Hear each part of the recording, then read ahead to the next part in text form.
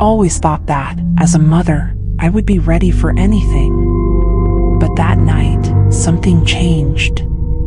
When I entered his room, I found my son frozen, his eyes wide open, unable to move, as if he were being consumed by an invisible shadow. He looked at me but didn't say a word. What he lived through that night, what he felt, I can't explain. But I know that, from that moment on, nothing would ever be the same. I remember it like it was yesterday, when I was 10 years old. I will never forget it. Since I can remember, I've always been afraid of the dark. My mother said it was just a childish fear, something I would outgrow. My father laughed and told me that one day I would understand that monsters aren't real. But they weren't there when the shadows began to move in my room. They didn't feel the suffocating presence creeping along the corners, watching, waiting for the right moment to reveal itself. The first time it happened, I was 6 years old. I woke up in the middle of the night feeling a strange weight on my chest. I tried to sit up, but my body wouldn't respond. My eyes were open, and I could see the ceiling, dimly lit by the street light outside my window. I wanted to call for my mom, to scream for help, but my mouth wouldn't move. It was as if I was buried inside myself, aware, but unable to react. At first, I thought it was just a dream. I had nightmares before, and sometimes I woke up scared, my heart pounding. But this was different. I was awake. I knew I was awake. And then I saw the first thing that made me question reality. In the corner of my room, near my dresser, the shadows seemed to take shape.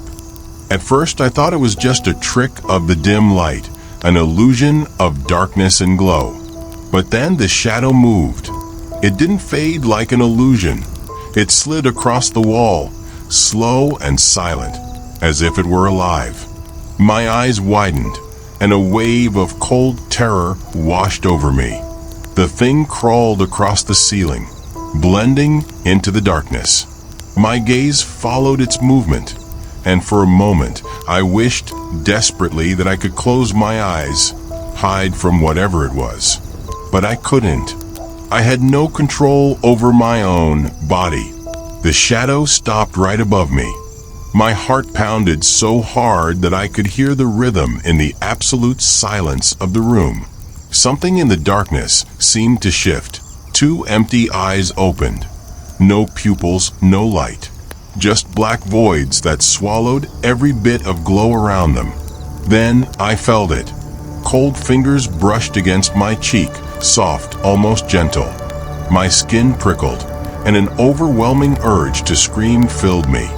The thing was touching me. This wasn't a dream. It couldn't be a dream. Time stretched unbearably. Every second felt like an eternity. My body frozen, my breath shallow and ragged with fear. Then, just as it had come, the shadow slipped away, retreating back to its hiding place in the corner of the room. My body shuddered as, suddenly, I felt movement return. My arms jerked, my lungs sucked in air with a gasp, and a scream burst from my throat before I could even process what had happened. Minutes later, my mom rushed into the room, followed by my dad, both alarmed. They turned on the light, asking what had happened. I tried to explain, but the words came out jumbled. How could I tell them that a shadow had crawled across my ceiling and touched me? How could I convince them that it wasn't just a nightmare? They exchanged glances, and after a few minutes of comforting me, they said what every parent says: it was just a bad dream. My mother kissed my forehead, my father ruffled my hair, and as always, they turned off the light before leaving. But I knew the truth. I wasn't dreaming, and that thing in the dark, it was still there, watching, waiting. The next night, even after all my crying and explanations, my parents insisted that I sleep alone. My mother said she would leave the door slightly open so that the light from the hallway would make me feel safer. But that didn't help. I wasn't afraid of the darkness in the room. I was afraid of what was inside it. I curled up under the covers, trying to ignore the fear growing inside me. My eyes scanned every corner of the room, searching the shadow near the dresser where that thing had hidden before. Nothing seemed out of place, but that didn't comfort me. On the contrary, it was even worse not to see it. Sleep took a long time to come. My body was exhausted, but my mind remained alert. Every little noise in the house, the creak of the wood, the wind against the window, made my heart race. I tried to convince myself that my parents were right, that it was all just a dream. But deep down I knew the truth. And then it happened again. My body froze. My legs and arms were motionless, as if something invisible was pinning me to the mattress. I tried to take a deep breath, but my chest felt tight, suffocated by an unseen weight. My eyes were the only things that still obeyed me, and they widened when I realized that the shadow was there again. It wasn't moving like before. It wasn't creeping slowly, lurking in the corner. This time it was already close, too close. The thing was right next to my bed. I felt my blood turn to ice as I realized its hollow eyes were fixed on me. The room seemed darker than before, as if the shadow was absorbing all the light around it. It had no defined face, just a black, pulsating void, like a hole in reality itself. Then the shadow did something that terrified me even more. It leaned over me. My lungs burned as I tried to breathe, but the air felt thin. My fingers trembled under the blankets, but I couldn't move. I was trapped, helpless, forced to stare at that dark presence coming closer and closer.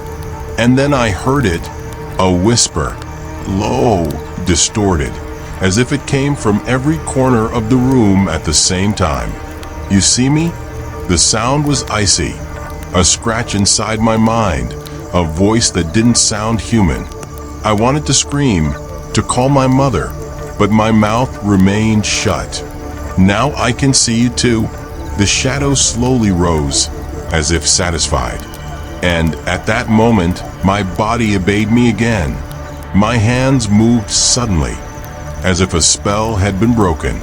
Air filled my lungs, and without thinking, I let out a strangled scream. My mother appeared in seconds, turning on the light, her eyes wide with worry. My father came right behind her, but the thing was already gone. I was shaking from head to toe, tears streaming down my face. My mother sat beside me, running her hand through my hair, trying to calm me down. It was just a nightmare, sweetheart. I wanted to believe her. I really did. But I knew the truth. This time it wasn't just something watching me. This time it spoke to me. I tried not to sleep. The next night, I did everything I could to stay awake. I kept my eyes wide open, pressing my fingers against my legs, pinching my arms, forcing my breath to stay quick. But inevitably, exhaustion was stronger. My eyes closed without me realizing, and when I opened them again, it was already too late. My body was frozen again. A cold terror ran through my skin when I realized that I wasn't alone. This time, the shadow wasn't in the corner of the room, not beside my bed. It was on top of me.